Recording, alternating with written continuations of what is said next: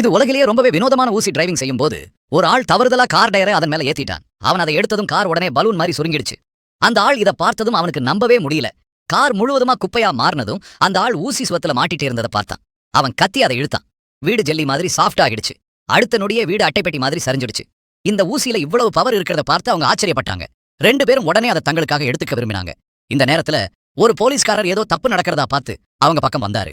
தவறுதலா ஊசி அவன் கையில குத்திடுச்சு. போலீஸ்காரர் அதை எடுக்க ட்ரை பண்ணும்போது 2 பேரும் உடனே தலையசைச்சு அதை எடுக்க வேண்டாம்னு சைகை காட்டினாங்க.